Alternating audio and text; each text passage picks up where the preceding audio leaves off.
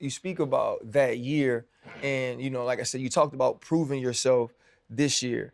This is a rare situation. You get to run it back with Tom after you thought he retired. Yeah. When you heard that he was retiring, did that make you like lock in, like, okay, we got to get right? Or were you thinking to yourself, dang, I hope he come back? Because when I texted him, I was watching the film and things like that, I'm like, and he know, so he looked time, I said, home, we can't go out like that.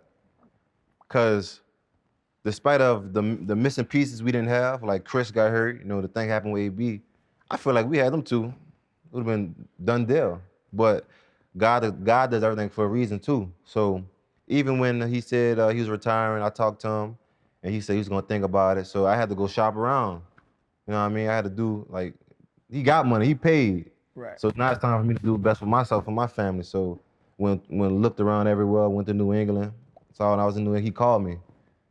He was like, man, get out there, I'm coming back. Get your ass from out there.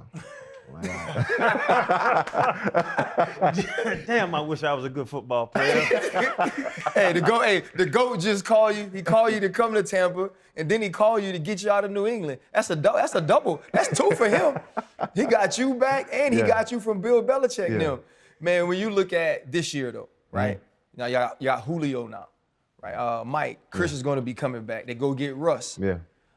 Tom is back. Yeah. Y'all draft Rashad White. Like, just the firepower, that you guys have. Do you think this could be the best offense that y'all have had in Tampa since you've been here? It can. It's up to us, though. You know what I mean? It starts with camp. It starts with in meetings. If you serious about winning. You know what I mean? Like, me being around guys like that, like, I know what it takes, and I know the hard work you have to put in.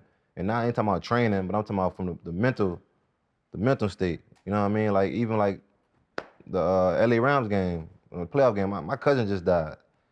He got shot. You know what I mean? So for guys like ourselves, football players, and y'all know, we face so many battles mentally. Yeah. You know what I mean? And we human too, at the end of the day. No matter how great of a football player we are human. And like I say, if your mental aspect ain't right, you gonna come out there and shit the bed. I don't care who you is. So, like, when the young guys come in, right, like the rookies and stuff like that, they see all of the calls we got, the watches, this, that, third. They be like, man, that. I say, listen, the first thing you do, watch some women. Number one thing. Cause they get hyped about the Instagram models. Like, we did all that. Instagram models, things like that. And they want to know about, man, how much that watch was, how much this. Listen, you come out with us, you ain't got to spend no money for no section. We're going to help you. Yeah. You ain't got to do all that, man. Save your money. And like, just like for myself, I'm still learning about financial stuff. You know what I mean? I wasn't the best at it first, but now I get it. Right.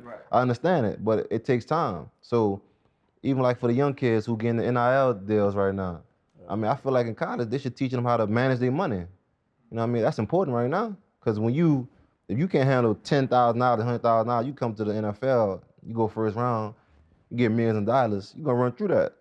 So that's definitely be my lesson, Tom. You talking about talking to the young boy. You the OG now. Yeah. You know what I'm saying? Yeah. Who was your OG? Who taught you about money? Let me see. Women. Chris Ivory, my first year. And even though he was so aggravating, Calais Campbell, Calais, about wheels, setting wheels for your kids. So he was right next to me in my locker. I'm like, man, I'm thinking about buying this watch. It was a Richard Mille, it's like $250. He said, man, you crazy, man. You know you could do with that? I'm like, what you could do with it? He said, man, you could do stocks, bonds, this, that, and third. He just running it to me. And I'm just taking that game he teaching me. I can give it to the young boys now. It's cool to see that transition. Yeah, I just wanted to go back to the team setting, man. 2 years under Coach Arians, Bruce. Now you have Todd Bowles as the head coach. Has the mood changed? The environment, is it the same? What's the feeling like? The environment is the same. You know what I mean? Coaching wise, it's just Coach B.A. just hard nosed, tough on you. You know what I mean? Like I said, like they have thick skin with him. He old school, curse your ass out.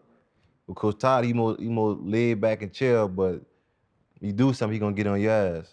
That's the difference. But as far as when it comes to like competing and things like that and how the team chemistry is, it's the same.